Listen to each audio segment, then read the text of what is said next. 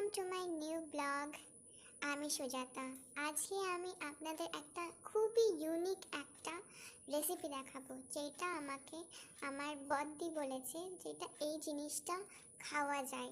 এটা হচ্ছে খুবই রেয়ারলি মনে হয় কেউ জানে যে এই জিনিসটা খেতেও হয়। আমি তো জীবনে কোনো দিন খাইনি, তবে আমি আজকে দেখব সেটা ট্রাই করে যে ওটা আদৌ খাওয়া যায় কি না।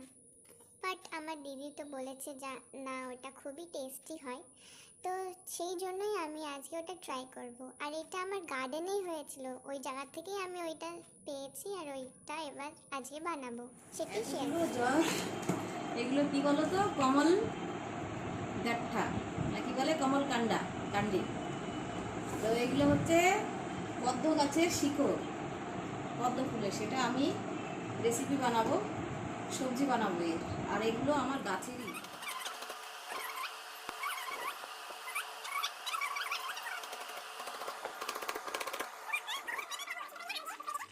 জিরে দিয়ে দিলাম তেলের উপরে। সিম্পল বানাবো, সাদা মাটা, বেশি কিছু মশলা বানাবো।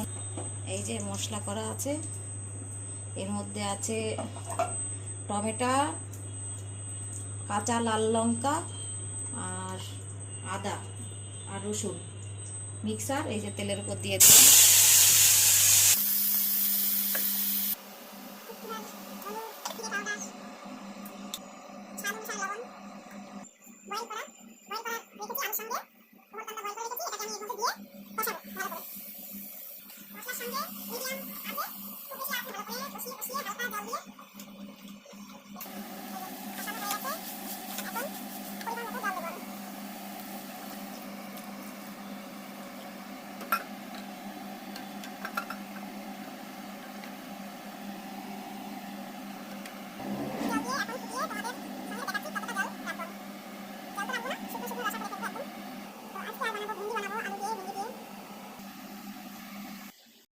দেখো, এরকম করে আমি এই রেসিপিটা বানিয়েছি, একদম শুকনো শুকনো করে।